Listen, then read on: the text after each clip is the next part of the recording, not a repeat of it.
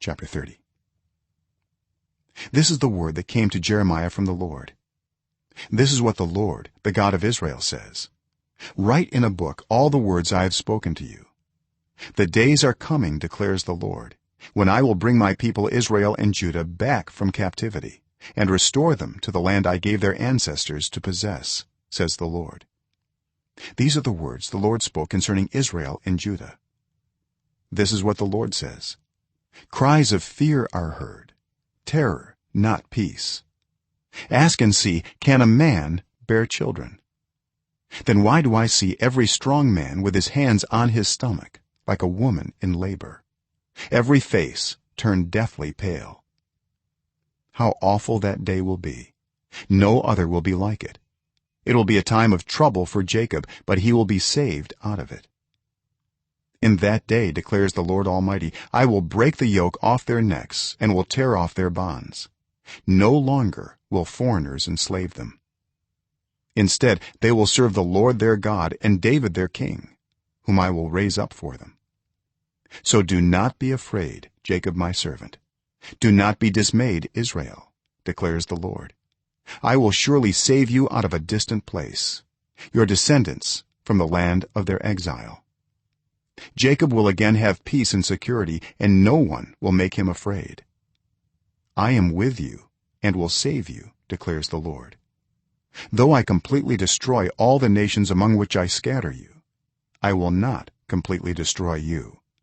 I will discipline you, but only in due measure. I will not let you go entirely unpunished. This is what the Lord says: your wound is incurable, your injury beyond healing. There is no one to plead your cause, no remedy for your sore, no healing for you. All your allies have forgotten you, they care nothing for you. I have struck you as an enemy would, and punished you as with the cruel, because your guilt is so great and your sins so many. Why do you cry out over your wound, your pain that has no cure? Because of your great guilt and many sins I have done these things to you. But all who devour you will be devoured, all your enemies will go into exile, those who plunder you will be plundered, all who make spoil of you I will despoil.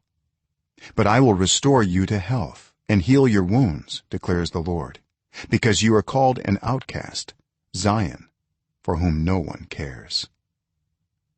This is what the Lord says: I will restore the fortunes of Jacob's tents and have compassion on his dwellings. The city will be rebuilt on her ruins, and the palace will stand in its proper place. From them will come songs of thanksgiving and the sound of rejoicing. I will add to their numbers, and they will not be decreased.